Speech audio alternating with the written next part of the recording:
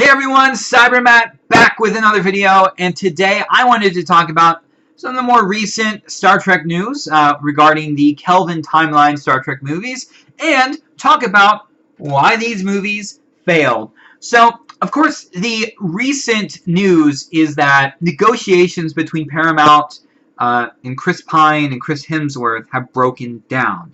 Paramount doesn't want to pay them as much as they want, as much as I guess their original contracts were for, because Star Trek Beyond did not do well. Even though that's arguably the best of the Kelvin timeline trilogy, it still didn't do well. And so they have walked away.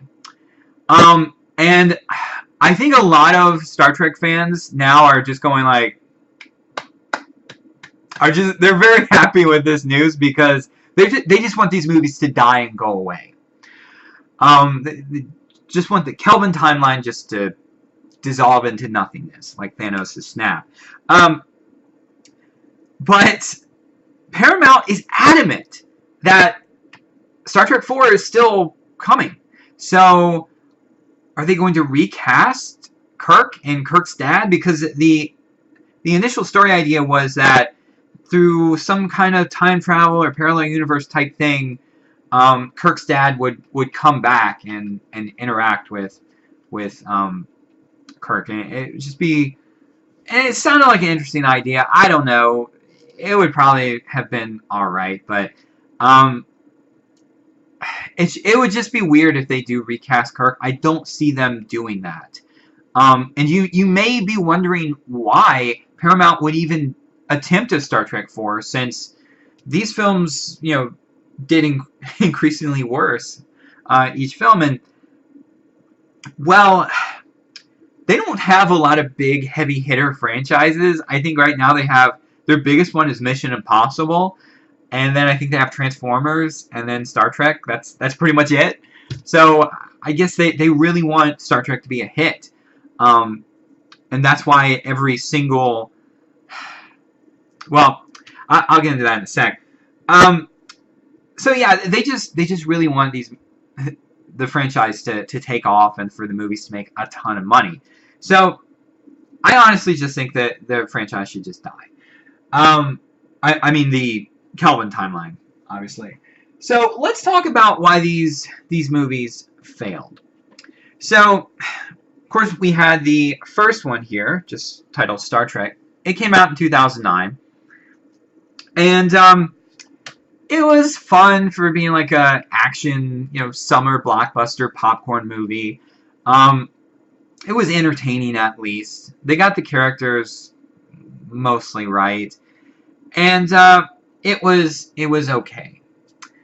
The only issue was it wasn't really Star Trek. You know, there wasn't really any moral, ethical dilemma that they had to sit around and debate.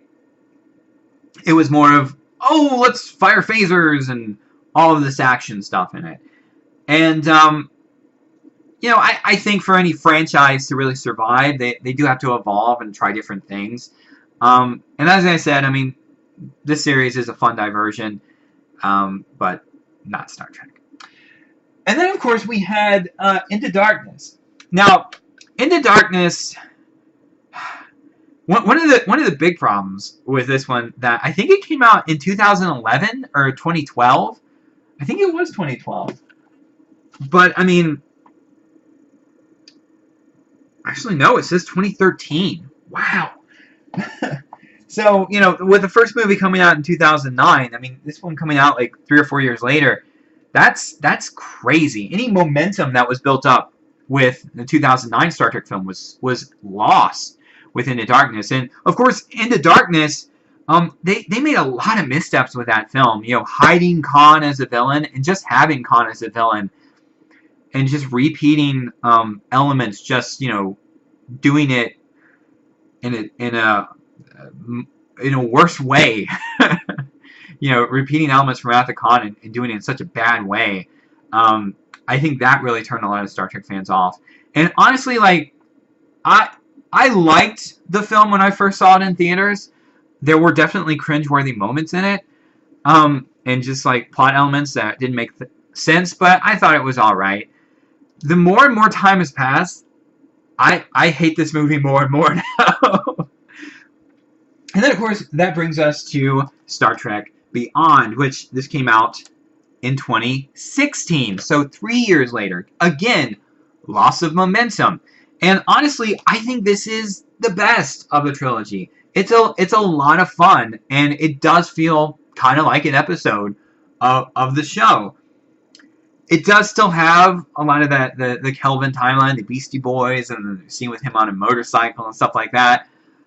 But it is the most Star Trek of the Kelvin films. There's still some things to not like about it, but the writing's better. The overall feel of it is a lot better. So this is the best one. But again, when this one came out, all the Star Trek fans had already checked out.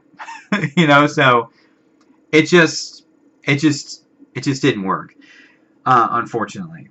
And so now that leaves us with whether or not Star Trek 4 is actually going to take off. And as I said before, I think they should just let the Kelvin timeline die. But definitely let me know what you guys think down in the comments below. And as always, like the video, share it, and subscribe. Till next time.